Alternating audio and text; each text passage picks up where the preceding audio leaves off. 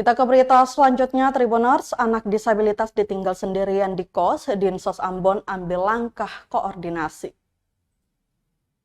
Seorang anak perempuan penyandang disabilitas berinisial S diduga ditelantarkan keluarganya. Pasalnya berdasarkan pengakuan warga setempat, anak tersebut acap kali menangis tanpa henti. Warga yang ingin menolong pun tak kuasa lantaran kamar kos tersebut dikunci. Kepala Seksi Anak dan Lanjut Usia Dinsos Ambon Hasriati saat melihat kondisi S pun mengaku prihatin. Ditegaskan langkah pertama yang dilakukan yakni berkoordinasi dengan kepala bidang terkait permasalahan tersebut. Lanjutnya, pendamping itu juga ada tim pendamping dari Dinas Sosial yang membuat laporan ke Command Center Kementerian Sosial. Dirinya belum bisa memastikan penanganan atau tindakan apa yang akan dilakukan oleh Dinas Sosial karena hal itu nanti berdasarkan hasil koordinasi dan arahan pimpinan. Namun saat ini S diserahkan lagi kepada keluarganya atau walinya dengan catatan mereka akan menjaga dan merawat S dengan baik. Menurutnya S harus mendapat penanganan intensif, hal itu dilihat dari kondisi fisiknya yang kurus dan kurang nutrisi. Meski keluarga S mengaku tidak menelantarkan, tetapi Hasriati menjelaskan seorang anak yang berada di luar rumah tanpa pengawasan atau pendampingan orang tua selama lebih dari 8 jam, maka anak itu termasuk kategori anak jalanan.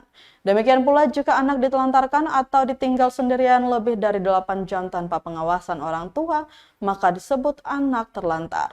Sehingga menurutnya S termasuk kategori anak terlantar, terlebih S ini kondisinya tidak bisa melihat, tentu sangat rentan jika dibiarkan tinggal sendirian.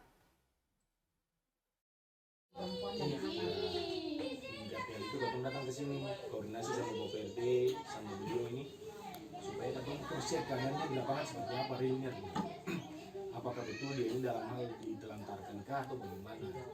Orang kosan juga lo bisa tahu tak? Karena katong tadi memang sudah minta izin sama tuan kos untuk katong upaya kasih keluar dia dari rumah dulu supaya mungkin katong bisa kasih bersih dia. Langkah yang akan dilakukan oleh Dinas Sosial pertama katong koordinasi dengan kepala bidang, kemudian ke Kadis dulu terkait dengan masalah yang ada.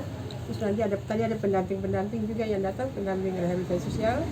Nanti mereka akan buat asesmen, terus kemudian berlaporan ke Command Center Kementerian Sosial untuk kemudian ditindaklanjuti.